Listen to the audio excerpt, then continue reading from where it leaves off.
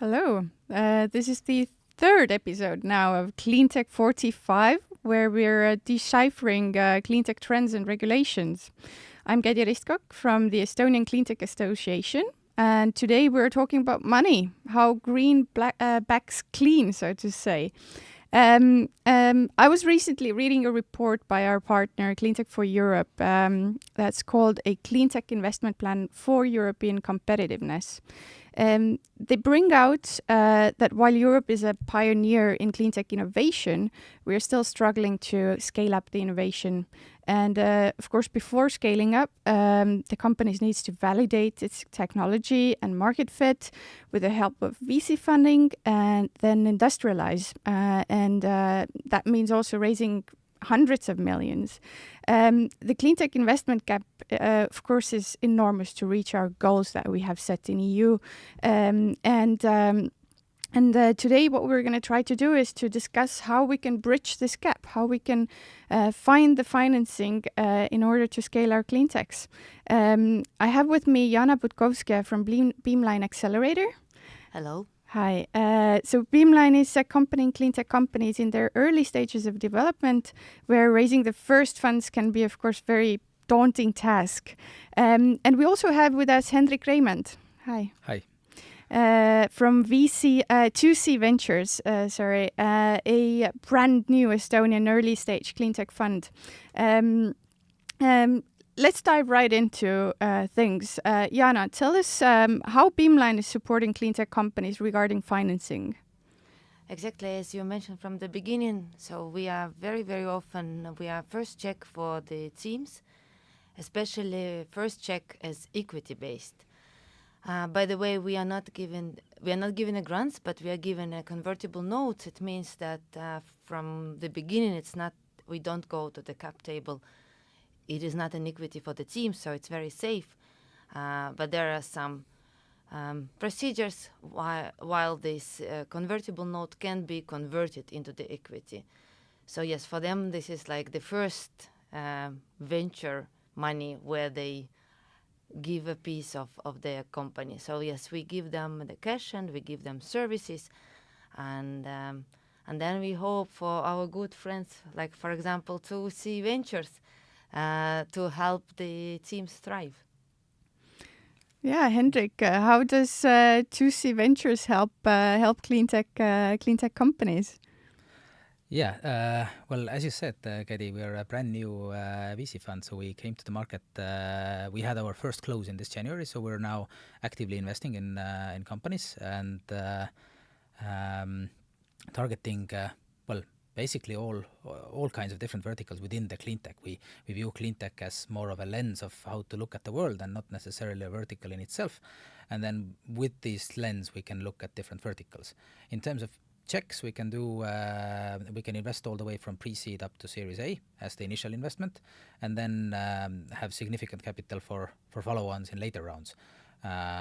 So we can be sort of a first check investor with a 250k ticket in a pre-seed stage, but we can also come in significantly later at A round. And through these follow-on investments, we can go up to 5 million per company. But this would then occur over time and not with all of the portfolio companies, but hopefully with the best ones. So very happy to work with Jana as well and identifying the most promising cleantech success stories and helping them along. But then there is also the question of do we bring anything aside of capital or on top of capital? And basically we view our goal as to help the companies get going, think about commercializing their technology, get all the operations and let's say the corporate housekeeping in order, and then set up a proper fundraising plan so that they can then go in the next round to the larger European VCs, where we can hopefully also open some doors and raise the next round from there, which they eventually need to do anyway if they are to be successful. Let's soon dive into the part about investing into cleantech and the challenges for the companies themselves. But let's first look into the kitchen side of your own things. How hard or easy is it right now to raise funds for a Cleantech Accelerator or a Cleantech fund? You have recent experiences, both of you, I know. Tell us. So you closed. You maybe. Yeah, well, fundraising is always hard. I think there is like, if somebody says that fundraising is very easy, then probably there is some kind of a problem and bubble. So of course fundraising was hard. We're very glad that we have as a cornerstone investor SmartCap, the Estonian government VC arm, which in all honesty is the, well, it is a very big cornerstone investor in our fund. But on top of the government money, we also needed to attract quite a large amount of private capital. And in some ways, I would say we did it relatively quickly. I'm very happy that we managed to do it that quickly, but it was a very intense and hard process. And definitely with many investors, we saw that either they were making significantly smaller tickets than we hoped that they would make. And of course, then it depends on the investors we're talking with as well. Are they high net worth type of investors or pension funds and institutional investors? The geopolitical backdrop doesn't help either at this point, at least when speaking with foreign investors, but probably also to some extent when speaking with Estonian investors. But then again, fundraising is always an uphill struggle, so it's fine. We now have to help the companies. Yeah, just as a background for the listeners, so SmartCap, who gave the kind of a seed fund for your fund, is the government VC arm in Estonia, and so the money comes from the Recovery and Resilience Fund, and we have two funds that were launched from there, 2C Ventures and Sunly Future Ventures. So I would say that things are going in the right way, at least for cleantech early stage financing.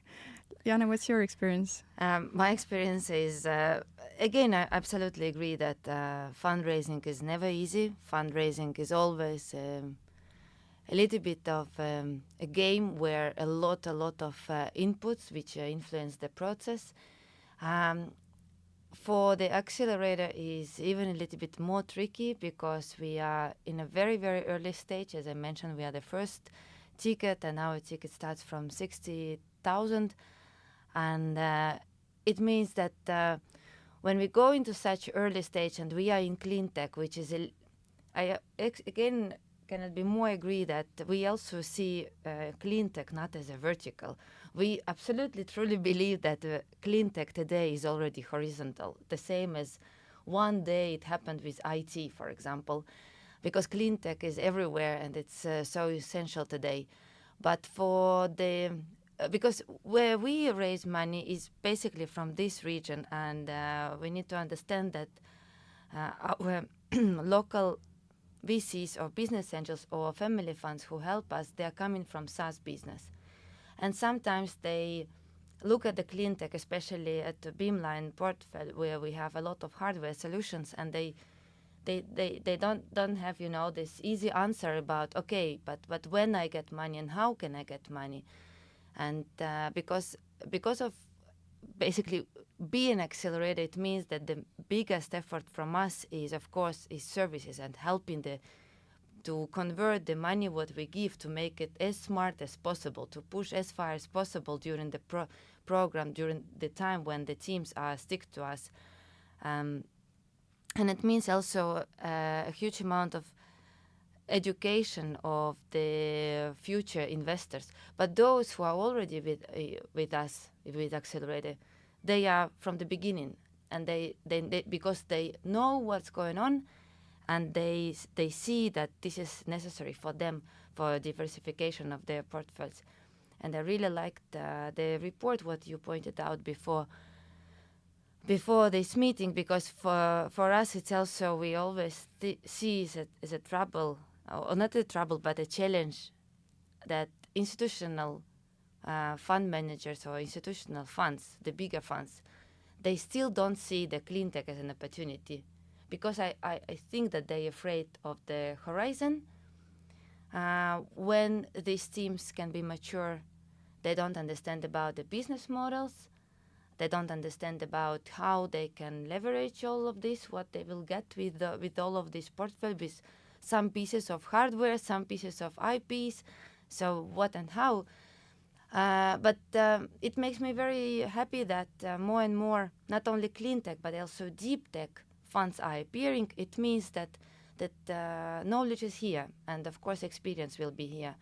But yes, we can talk forever about the periods of the times for the clean tech. Is it like normal to go with traditional VC fund structure, or it should be another one? From other side, for example, I see also that clean tech and the science-based clean tech solutions, they also becoming more and more effective in their growth. So maybe it's like it's now the processes are coming not only from the VC fund that they are pushing the companies to go faster, but also companies and science itself and the industry itself is also pushing the need or pulling the need. And but there's a lot of stuff. So fundraising is super fun. Fundraising is fun. Fundraising by funds is fun. But how about, you mentioned that, clean tech is in a large part hardware, very science intensive. It means long investments, high technology risk. Of course, the SaaS investors are not used to it. How do you feel like the funds knowledge, be it VCs or infra funds, more growth funds, how are they? How is the kind of the environment changing? Are they getting used to more clean tech investments, or is that something that we still need to tackle? I think for the VC funds, like if we talk about the not family offices or business angels who are rather free with their strategies, but institutional ones, like VC funds, who has some strategy and LPs behind, I think that this cannot be done without support of the government, the same as SmartCap has done, because it mitigates the risks. Because the VCs, they have their own business and they need to run the business. They cannot only save the planet, unfortunately, because they also, I suppose, want to eat sometimes. Yeah, no, I agree, and I mean let's not forget that EIF is also a government organization, and at the same time investor in probably more than half of the European VC funds, regardless of the sector, not just clean tech, but any VC funds. So basically, also the regular SaaS businesses are partially financed by the government. And it has been great for the European VC ecosystem in general.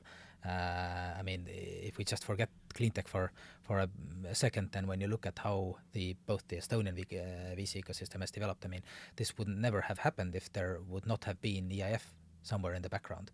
It's maybe it would have developed in some other way, and some of these companies would definitely have found financing from somewhere.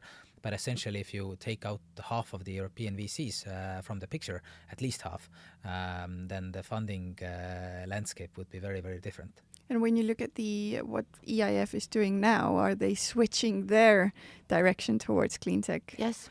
They are, definitely. And I think this is also like, I agree totally with what Jana said, that the, let's say, especially institutional investors, but basically all investors that we spoke to, their question is exactly like they can imagine how to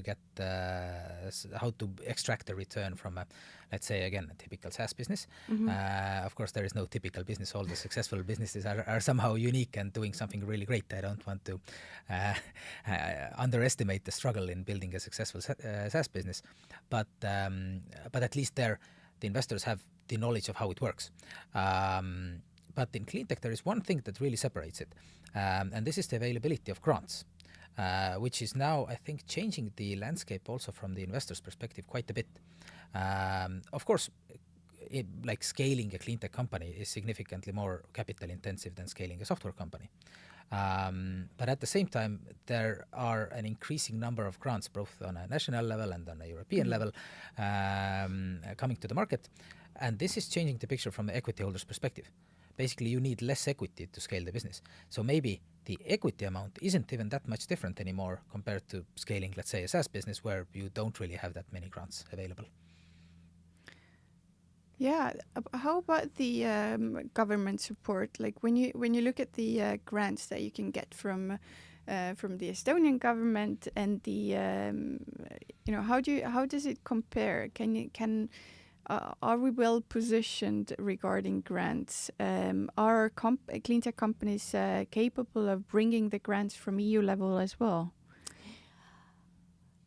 So I love grants because yes, they are more available, but we also can speak about sometimes some errors about in this grants system, unfortunately, and it comes up again.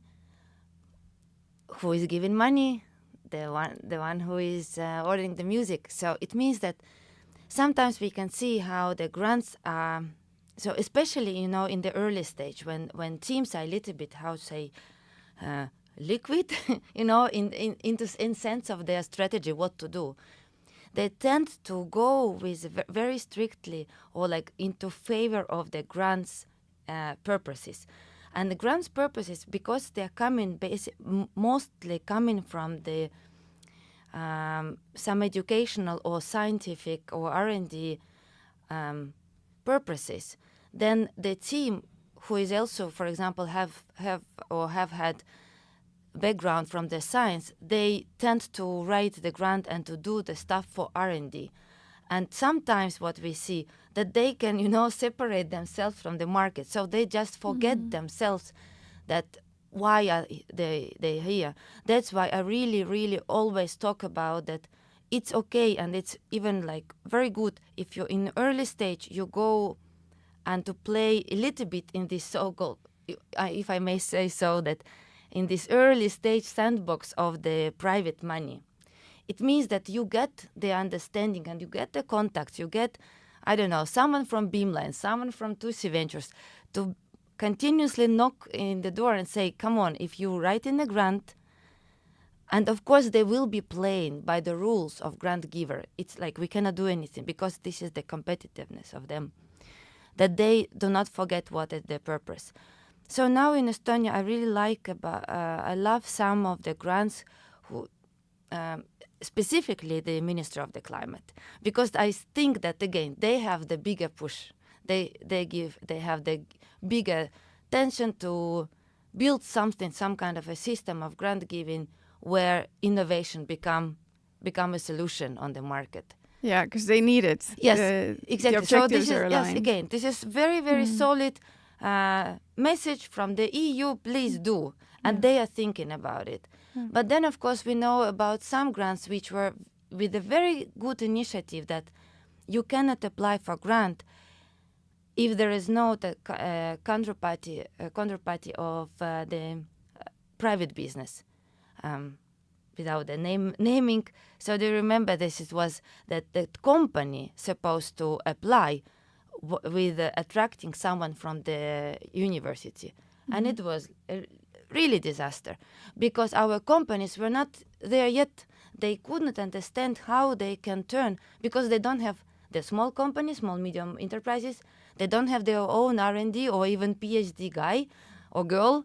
So how they can decide that they need some kind of R&D? Come on. Yeah. And it was a huge burden on the scientists and huge burden on the companies. Like the money is there, but no one can use them. Yeah, I guess the on the EU level, the kind of the structural problem, it's not so much of a problem. Actually, it's a good thing, but perhaps there's something we could do about it. Is that a lot of EU financing for innovative companies and like clean tech as well comes through Horizon project, which is a science fund, right? Exactly, and so this maybe is science, we should. And this is super community. Yeah. And this is the another part of your question, like how our companies can compete there. Yeah. If we are not from France, Germany, or all of this, they don't know us. Yeah. And I can understand them from some point of view. They don't understand what is Estonia. It's like some tiny country. It appeared on the map like 30 years ago. Can I trust our money, And they really, this is how they think about it. But more and more, unfortunately. But we have the first companies who got money from EIC, so European Innovation Council. Yeah. Well, it's soon going to be the new European funding period starting. So perhaps here is something what we should be discussing with the government, saying, listen, let's give the input that we need the kind of innovation financing for cleantech to change a bit, to take more the market side, a bit less the science side, maybe. Yeah, I totally agree, and I think there is also another question of in this let's say scaling universe, because I would say that currently at least the Estonian government has done a pretty good job on funding this early initial research and development phase, let's say all the way up to Series A. SmartCap has basically anchored 3 VC funds that are all investing in this space, because Super Angel, which won the deep tech tender, is also investing in relatively similar companies. There is Beamline Accelerator. There are also some We haven't other got money from SmartCap. Yeah. Hopefully soon. Yes. And there are actually also quite a lot of different grants available for like early stage companies, these RUP grants and so forth. And of course, like grant design, as with anything, can always be done in a better way, but at least there are grants available. But it becomes more tricky when we go to the industrialization phase, which is definitely needed if we are to be successful. I mean, if they don't industrialize, then these companies, well, basically they will not get anywhere, at least with many of the technologies. Depends on the technology, but if we speak about like Hardware companies that hardware production, exactly, that and there is an interesting paradox where if these companies they're commercially driven by that stage, definitely, because they have, next to these grants, they must have attracted significant capital from either be it corporations or VC funds or just simple private investors, but they will be 100% commercially driven. So they will make this decision which makes commercial sense. And if there is, I don't know, German or French government offering them a 50 million grant to start to build a factory in Germany, like was the case with Skeleton, for example, then they will go and build a factory in Germany. And even if we are an investor in this company, then we would recommend the same thing to them, because our first and primary duty is fiduciary duty towards our investors. We need to provide them the best return, and that means building the factory where it makes most sense. And that brings me to the point that basically this is something that is a little bit missing in Estonia, or not a little bit, it is just kind of missing.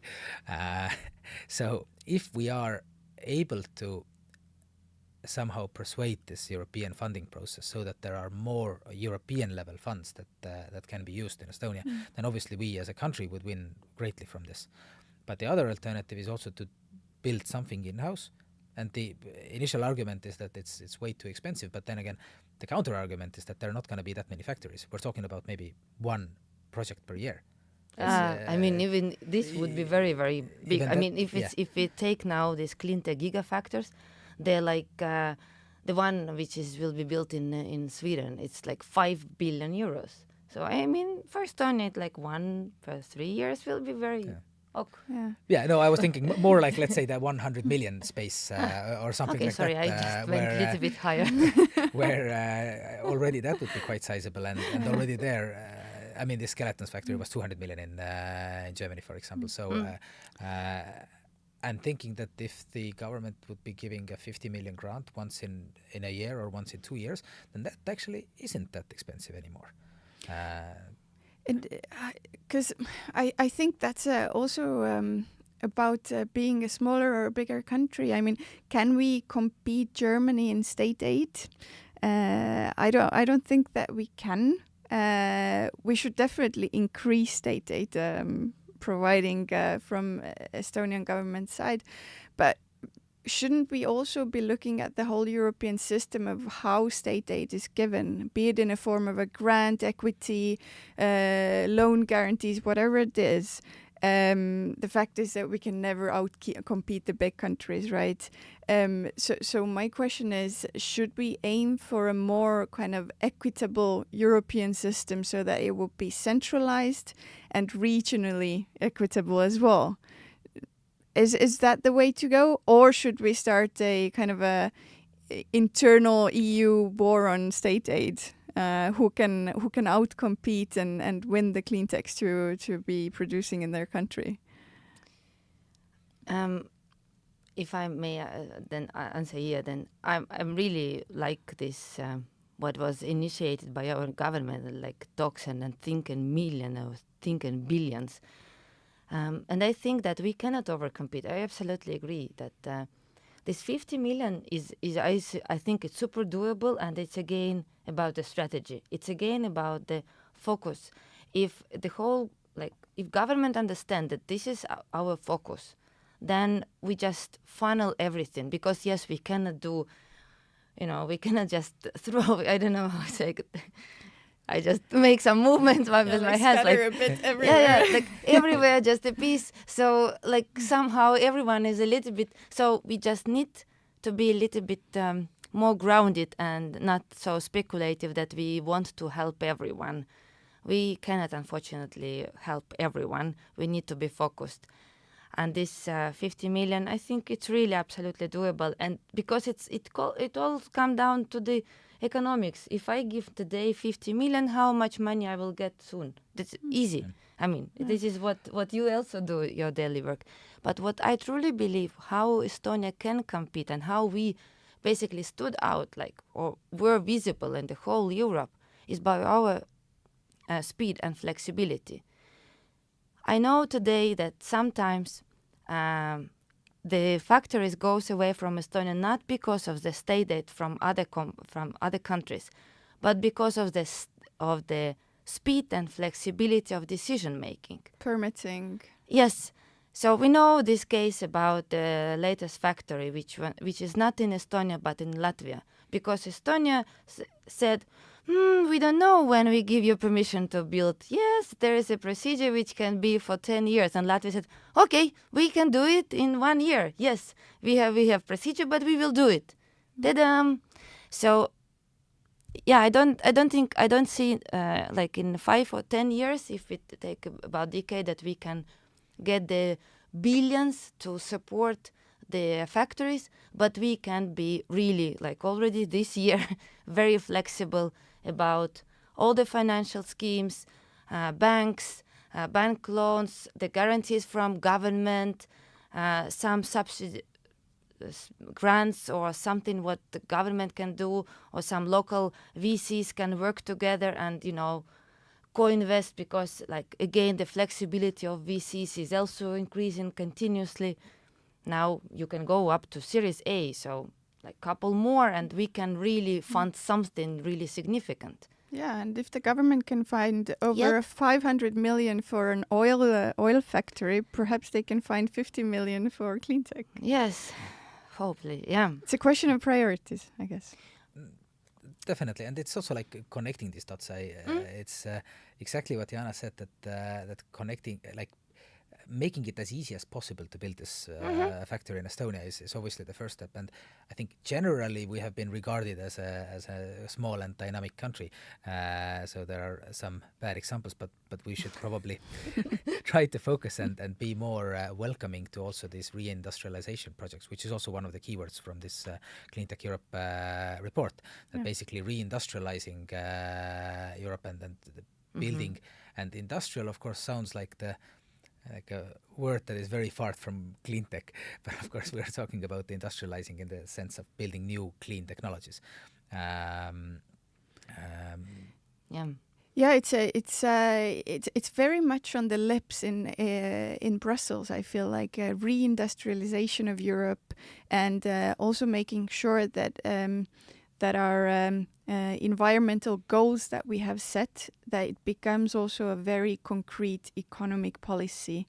Recently, I think a week or two ago, there was a report by Mr. Letta that came out, also focusing on the single market, how we could be improving the functioning of it. And he also mentions the importance of clean tech and how we should focus on it. Soon we're going to have Mario Draghi's report coming out that should exactly say what should be the new industrial strategy of Europe. So I feel like we have stopped talking about the environmental goals, which are pretty much set now for a while at least.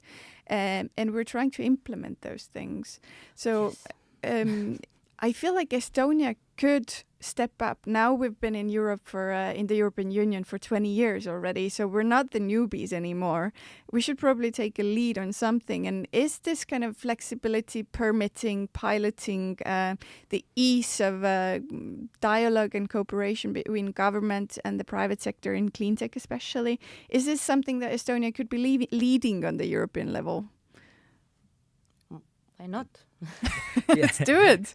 No, definitely. And but I think that is like I totally agree with it, and this is what we should be doing. And in some I guess the perception of Estonia is that it's a little bit of a test bed of ideas where new things are being built and catalyzed, and this is totally fine, and it's really great that we have built this ecosystem.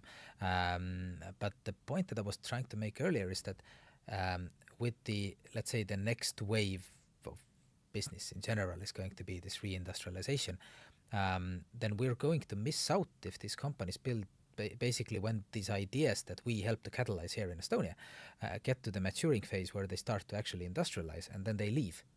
Yeah. Then essentially we are funding the future factories of Germany and France. Which is also not a very great outcome. So I would say that there we need to do a little bit better.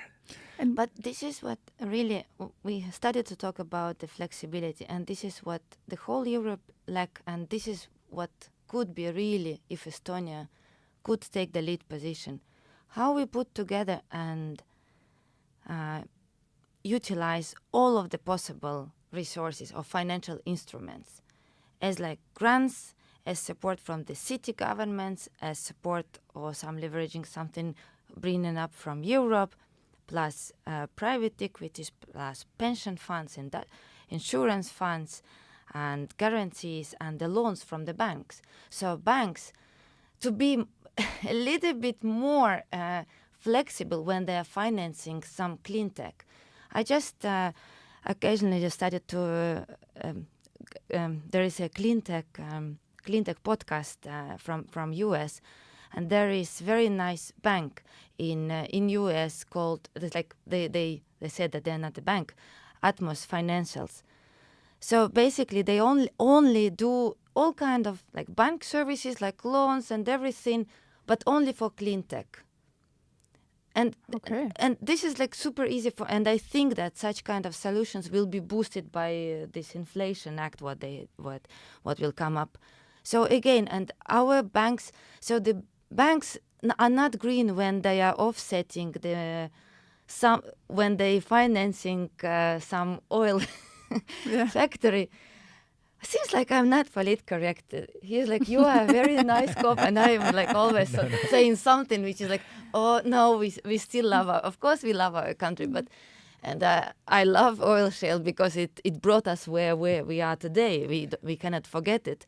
But like if there are some, so if the bank is still like forced to, in some extent, to to finance something from not renewable sector, and then they just plant the trees somewhere.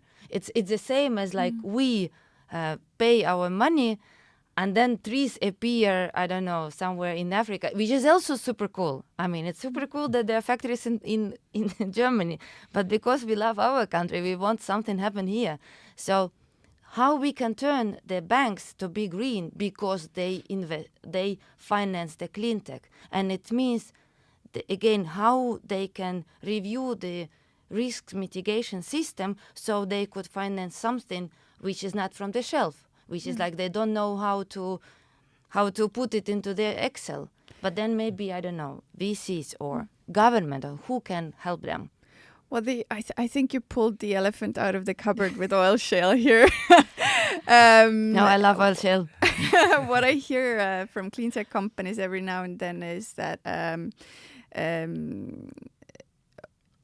when they're talking to foreign investors who would be willing or are considering at least investing in Estonia to produce cleantech, their point is that your energy mix in Estonia is still very highly emittive.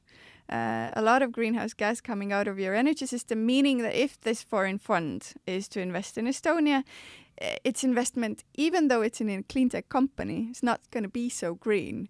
So that's a major issue that the funds are bringing out. Is that also a problem that you see? Have you heard this? I think on our level it's not so extreme yet. Yeah, it's not that relevant in the early stage VC game, which is another interesting topic. Is like looking at these KPIs of the cleantech companies and what are they reporting and how do you define what is green and so forth. And we have taken a more qualitative approach because, I mean, looking at the greenhouse gas emissions of like 4 scientists in a lab is that really relevant if they're working on a technology that can potentially change, I don't know, transportation or something. But I totally agree with that, with what you said. It is definitely a problem when you talk about these industrial level projects, and I think that's exactly where.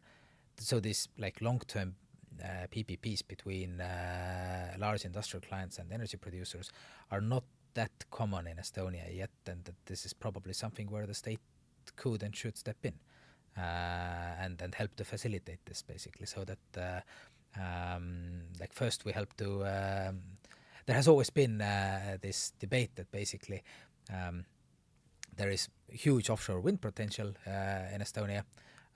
One option would be to build a cable and sell this energy to Germany, which is would of course be great in a way. It would be our new oil. But the other option is to build the factories here and ship the goods. That would be even more beneficial. Yeah, higher value added. I guess that's also the discussion we're having publicly right now. What is the future of Estonian economy? We're saying that our salaries are now high enough that we can't compete anymore with the kind of low value added production and sectors. So in every sector we have the question of how we can add value. And I guess that's in every sector, clean tech is a part of the answer, right? It's again, you again pointing out like very correctly that if we cannot compete with the salaries, the only how we can compete is a talent. And we need new industries. Of course, it's a little bit cheaper to ship here the wind turbine and to put it. And then it's like, I really like this how you put it, that it's our new oil. So, okay, and we, in the new economy, we will become again only the producer of the primary resources. So we will get only the first step, the electricity of the primary resources. And then again, the whole value chain will be missed for us. So again, our education in school, in the universities, and then early stage, everything should be focused and pushed towards not only to gain and to think about how we can put the solar panels or wind turbines here, but also how to produce solar panels or new kind of solar panels here, and how to produce the new kind of wind turbines here, new batteries. And for example, in Beamline now we have a new batch, and there is a company who is stepping into semiconductors market. And for everyone, like, oh, but we don't have anything here. What they can do here? And then it's like, today the industry is like really changing, and the semiconductors production shouldn't be only in China. And this is, it can be here in Estonia because the factories are so smaller, you can make them so green and so like close-looped. Then, and it's again, it's shifting in the minds. Yeah. That's great news. I mean, because my fear is always that you see the big countries, China, US, they're really, I would say, even protectionist when it comes to clean tech. They are, I mean, China has already taken a lead in solar PV. It's doing that also, I would say, in EVs. Yep. So how can we compete with that? Should we become protectionist as well as a small country? I guess it's not a really... Use a brain. use our brains. Yeah. Okay. Well, not as Estonia. I don't, and personally, I don't believe in protectionism at all. But I think this is exactly why these European Green Deals and the plans are really needed. And I wish that there would be more, because I was reviewing this Cleantech for Europe report, which is about venture capital. But then I wanted to see, okay, what's happening on the larger market when you combine everything. And it was surprising for me that overall, like if you look at VC investments, they dropped by some 40% globally in Cleantech. That was driven by a drop in the US. Europe was flat. But when you look at the total investments into energy transition, which includes then like government level and infra funds and corporations and so forth, then the global spending still increased actually quite significantly to 1.7 trillion last year. But the interesting part was that 40% of it is China. So out of this 1.7 trillion, like 675 billion is China. Europe was something like 300 something billion, and US was a little bit behind there at 300 billion. So China is basically investing the same amount as Europe and US combined. As a citizen of the planet, I'm glad about it. As a citizen of Estonia and Europe, I'm scared about it. So I think there is still room to improve. And bear in mind that Chinese economy is still smaller than that of Europe or US. Population is bigger, but the economy is still smaller. But if they continue investing in new technologies at that rate, then maybe not for long. We are coming to the end of this episode. The discussion has been so heated and going so quickly, but I feel like that we would have material for at least one more episode on that. However, just to close up, kind of, then to sum it up, what do you feel like are the trends? 3 key trends this year in cleantech investments in Estonia. Which way is it going? Or 1 to 3 trends that you see? Well, there is more capital on the market. So definitely, there will be more investments. I think that's like trend number 1 in a way. What are the other trends? Then if we look at within verticals, then I think it's hard to point out any kind of trends. And it's totally fine if Estonia doesn't have excellent startups in every single different vertical. It's as a small country, we need to specialize somewhere. And if we see good activity in some specific vertical, well, for example, like hydrogen, there are, I think, 6 or 7 hydrogen startups in Estonia, which is really actually great. And hopefully there will then be even more in the future. Probably green hydrogen is definitely something that we would gladly look at, and then another trend is all kinds of activities relating to grid balancing, both like in the short term, but then also, of course, long-term storage, where everybody would want to invest if there are only technologies. Yeah.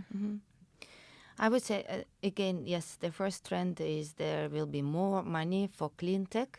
So cleantech will be more sharpened what it is and how we work with them and how we invest there. Not only our Estonian funds, but there will also be opened 3 new funds relatively the same area in Latvia. The Lithuania is really, really evolving. So the competitiveness of our region will become, from one side, very huge. From other side, it will be. I hope we can convert it into our advantage. That here is a lot of money, so we can relocate some talents here and maybe some factories. Again, because we have Fair Transition Fund, which is now just started, and they need to do quickly decisions. So I think that if we can, again, if we can play these cards out, it will be really a very huge advantage. If to talk about the verticals inside of the cleantech, then I see that the majority or the biggest push now is on the energy storage, so batteries and the batteries in is holistic way. So it means that how we see the health of batteries, from the first part to what kind of materials we can use, instead of the lithium, or like how we can utilize nickel or whatever else.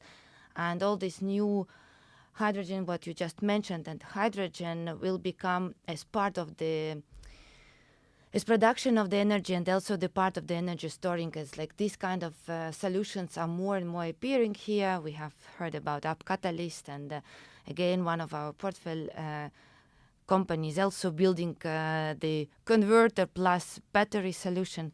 And also, as again, as I love oil shale, so we do have these talents. We still do have talents of industrialization, of chemical processes. So what I see in food tech and material science, so all kind of substitutional materials, novel materials, I really think that if we just put more effort to help them, because we still have these people, like literally, we have them still alive, who know how to build the production line and who has some kind of still connections with big industries. And also the next trend, which I see in Europe and which everybody is talking, is how we can go to the established industries and shake them and like convert or engage them into this kind of playground of our early stage companies. So it's a very good way to actually wrap up this conversation today, because we see that we have the brain power, we have the companies, we have the financing coming on market. So we really have everything to lead cleantech race in Estonia. I would say there's still some things to do to improve things, of course, as always, but we're on a good track. So thank you so much, Jana and Hendrik, for today. And for the listeners, thank you for you as well. I hope it was useful and interesting. And stay tuned. There's going to be a new episode of Cleantech45 in 1 month.